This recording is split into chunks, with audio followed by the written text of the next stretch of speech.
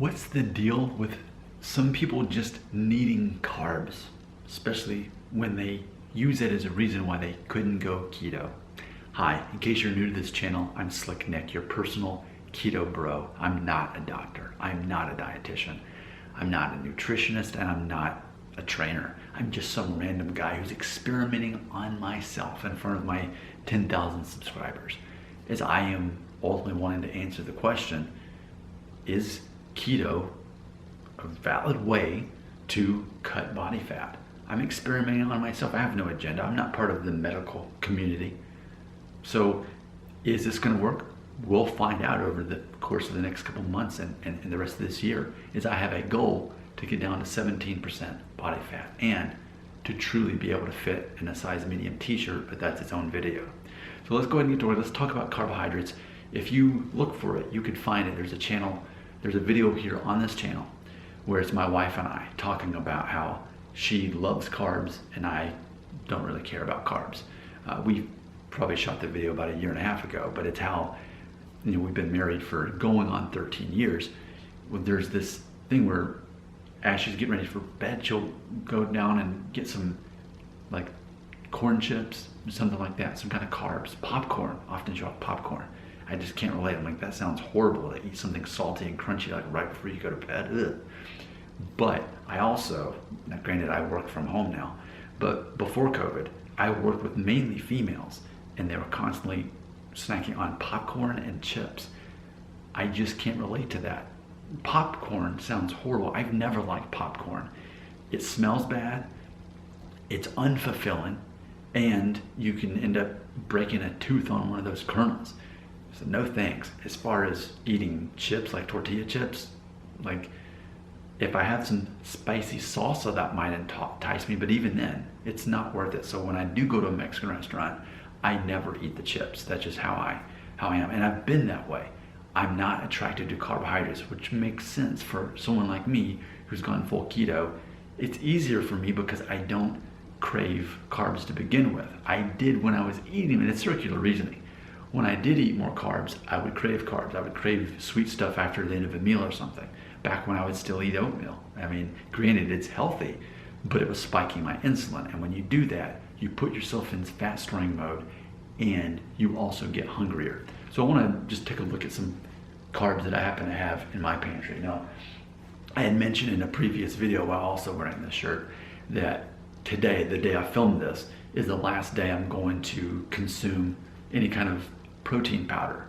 I'm going to move on to more whole foods and looking for, when I have protein, it's already got the fat with it. So that's what I'm looking to do here. That's why Greek yogurt is going to be my main staple when it comes to fat and fiber and such a high content. So let's look at another thing that I'm basically phasing out. So back when I was still counting calories, this was one thing I would kind of keep as a treat, which these taste delicious, and really, in theory, they're not unhealthy. They're not unhealthy. It's 170 calories, which again, I don't count calories, I'm keto. It's got 9 grams of fat, which is good. And ideally, I'm always looking for at least 10 grams of fat in whatever I'm eating. Carbohydrates, 20, and I'm always looking for 5 or less carbs. Protein, 6. So see, the numbers aren't really keto friendly because the carbohydrates are more than double the fat. So what I'm gonna do though is I'm gonna go ahead and phase these out. There's a brand new bag that I had a couple months ago before I went full keto. So there's 5 servings of this. So I'm just gonna go ahead over the next couple days, have a serving until all this is gone. I don't wanna waste food. I mean, that's the same with the protein powder, phasing it all out. In the same way, I had like 15 cans of tuna I had to phase out. Got through that. I had 3 big containers of cottage cheese, phase that out. Stuff that either didn't have any fat in it or the carbs were a little bit too high. So ultimately, even this is too high in carbs for me. And granted, what's in it? Whole grain oats is number 1. Peanut butter, peanuts, pumpkin seeds. See, it's got a lot of good stuff in it, but it's got the sweeteners: honey, sorghum, cane sugar, brown rice syrup. It's a lot of grains, even though it's got some fat in it. But I'm better off at this point just eating a spoon or 2 of peanut butter or eating some nuts. So that's why I'm gonna go ahead and phase this out. This will be my last time to have this over the next 5 days. Now, keep in mind, I'm married and I have 2 kids, so I'm not the only person eating food in this house. Let's just take a look at something I guess this is my kids eat, wheat thins, okay? So let's look at the content of nutrition on here. So it's got only 2 grams of protein, 5 grams of fat, which is, again, I'm always looking for at least 10 grams, but 22 carbohydrates. So that's gonna be something I would not eat, because all this is gonna do is spike my insulin and really not provide all that much fat. So this would be a very poor source of food for me being on keto. And I'm looking at the ingredients. It's in addition to the wheat flour, canola oil, which is something I do not eat. The only kind of oil that I will consume, even though technically butter is, but specifically MCT oil, coconut oil, olive oil, that's it. Other than that, the concept is it took too much work to make the oil, and it's too processed for your body to digest. Joe Rogan had talked about this on a video on the Joe Rogan Experience, and then I looked into it, and yeah, I'm not interested in oil other than butter, coconut oil, or olive oil. That's it.